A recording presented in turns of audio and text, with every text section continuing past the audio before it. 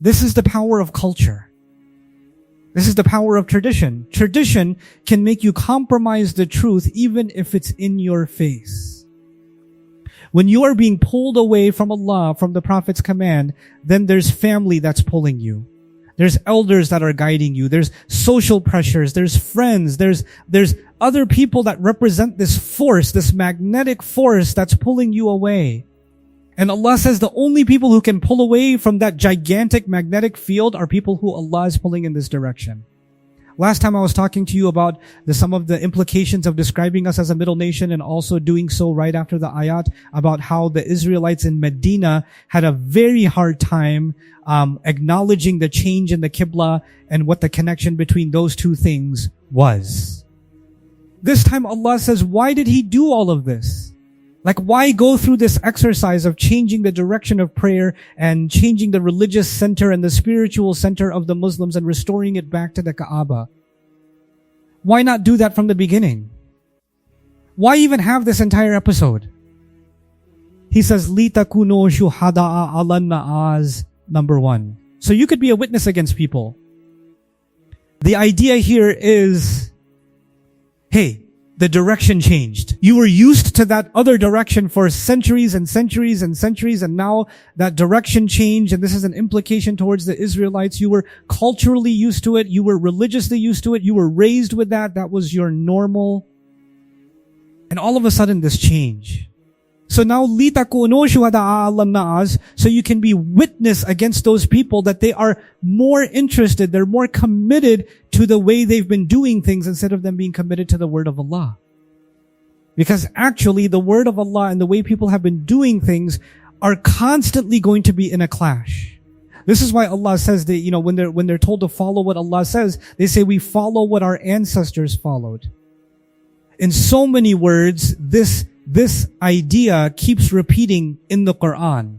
And now Allah is saying, even this giant exercise of changing the direction of prayer, one of its primary functions is that those who do change with the Prophet ﷺ, those who do make a move and break away from that tradition, they are going to be a witness against those who wanted to stay in place and hold on to their norm and their status quo. They were too comfortable in the way that things are, and they were too afraid of change. They were too committed to what they had to actually for even the truth to matter. This is the power of culture. This is the power of tradition. Tradition can make you compromise the truth even if it's in your face. And now there's an entire nation that stands witness by them moving, by them changing. They become witness against those who didn't change. And that the messenger could be a witness against all of you, meaning he will be a witness over us that we made the change. And so that actually goes in our favor. But also from now on, he's a witness that every time a new change comes, we're going to move with the Prophet, and there are other moves coming. This change of Qibla was difficult for the Israelites. But when we're signing a treaty in Hudaybiyah and the Sahaba think we should go to war, that's a difficult thing for them to swallow, and they still have to follow the Prophet. Right? There are other instances where a change has to be made, a move has to be made, and that the Sahaba don't see why that could. Why are we taking this direction? Why are we going in this direction? Why is this happening? Or the entire incident of his marriage to Zainab in Surat Al-Azab. People starting to ask questions. Why would this, why would this be allowed? Why is this okay?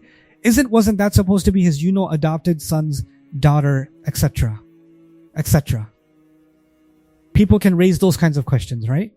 Allah is preparing the Muslims that just like you moved this way, the messenger will be witness over you of how you move with him. How you're ready to move with him. Are you ready to let go of any cultural baggage, any social pressure to be in alliance with your Prophet? We are going to Rasul Shahida. We are going to Qibla that you can tell. And we didn't make you know, we didn't place the Qibla that you used to be committed to, meaning the Jerusalem. Why did Allah is answering the question, why did I make you pray in that direction anyway? Right? What I just said to you ahead of the ayah, we only did so we could know who actually follows the Prophet. Because there are people who can look like they're following the Prophet so long as it still aligns with their cultural sensibilities. So long as it's still in line. Right? But Allah wanted to see if I'm going to make this Prophet move in a direction that contradicts your values, contradicts what your elders have been telling you, contradicts what your entire family's doing, contradicts what your entire culture is doing, contradicts the entire trend online. You're going in a different direction. Let's see if you still do it.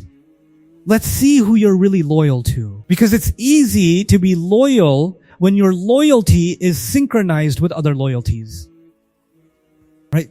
Because then you can hide it. You can hide that, oh yeah, I'm following the Prophet, so I said, but my family does it, my culture does it. It's in line with the culture and the family. But when the Prophet Islam is being commanded to move in a direction that you know opposes that, it becomes the litmus test. All of this exercise just to see where people stand. How important is it to Allah to test where we stand?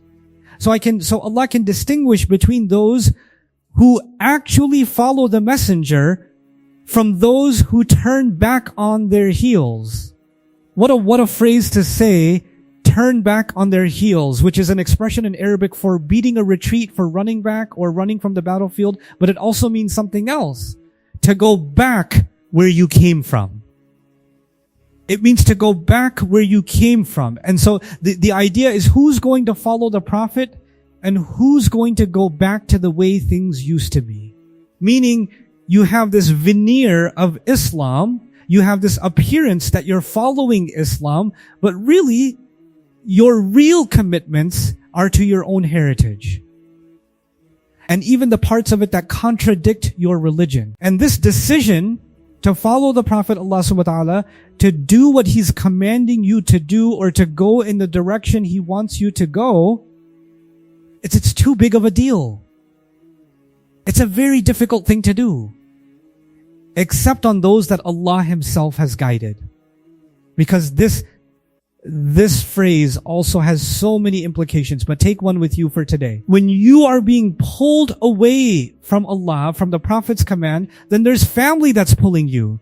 There's elders that are guiding you. There's social pressures. There's friends. There's other people that represent this force, this magnetic force that's pulling you away. And Allah says the only people who can pull away from that gigantic magnetic field are people who Allah is pulling in this direction.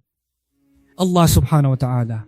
So it's actually not only was the previous part showing us this is a litmus test of who's truly committed to Rasulullah sallallahu alayhi wasallam. Now it's even a step further. Now it's a litmus test of who is able to overcome all of that pressure. Only people who Allah has chosen to guide. And only people who have chosen to commit themselves to Allah's guidance. So this is now not only about our relationship with the Prophet sallallahu alaihi wasallam, it's also our relationship with the guidance that Allah has given. Another remarkable thing, this either word iman here has been substituted and explained by Mufassirin to mean salah. Meaning all those prayers you prayed towards Jerusalem didn't go to waste. Because some people were starting to raise the question, oh, why this change all of a sudden? Was the religion not perfect already? Was it not okay to pray in that direction? So all those prayers don't count now? So you wasted all those prayers. Allah says Allah will not waste your faith. That's one way to understand the immediate meaning of this ayah, right? Allah would never be one to waste your faith. But the other is when you do take the direction that Allah wants you to take, you lose people, you lose money, you lose popularity, you lose the consent of others, you lose the avnaz, you lose your status in somebody's eyes. They look at you and say, I'm so disappointed in you. I had high expectations, right? I used to be so proud of you. Now I'm ashamed of you. Right? You committing to Allah is now getting comments hurled at you that you never expected before. So, You wasted all of those loyalties and all of those commitments and all of that work you did to put yourself in a certain place in society and all the money you gained. Maybe you lose all of that because you turn towards Allah. Maybe that's what happens. And Allah says, yeah, maybe you lose all of that. But Allah won't waste your faith. Like the thing that you won't lose is your iman. Like you may have lost a bunch of things, but you gained iman. And Allah have been ar-Rahim. What a way to end that ayah. That's certainly because that can be considered Allah. So, I'll translate it like that because the fact is that Allah is empathetic when it comes to and in loving and caring when it comes to His comes to people. Meaning Allah is saying, I know the pain you went through. I know the comments you had to hear. I know the social, disconnect you had to experience. I know the abandonment you experienced because you turned towards me. I know the people who have to go through that, and I know how they feel. I know that feeling. It's amazing to me that this passage over and over again, it's such a big thing, right? Like billions of people are going to pray in a different direction. Masjid construction is going to be designed by where the Kaaba is now, right? Like this is, and if you think of it in political and economic terms, economically speaking, we're talking about trillions and trillions in wealth every year or for centuries that is going to be dictated by this one decision that the Qibla has moved, right? But instead of talking about its political ramifications or its global ramifications or its economic ramifications or even its ideological ramifications, the only consequences of this that Allah is talking about is what's going on inside someone's heart. They're thinking somebody's comments are a big deal. Even the prophets being told in the next ayah, I saw your face turning towards the sky. His feelings are being talked about when Allah says how you feel inside. And Allah knows how you're feeling inside is being talked about, right? Over and over again. And I made this change happen. So you can wonder, you can have this dissonance between what you're normally following and what Allah is telling you to follow, and there's a friction going on inside. The entire passage is about what's happening inside. It's amazing.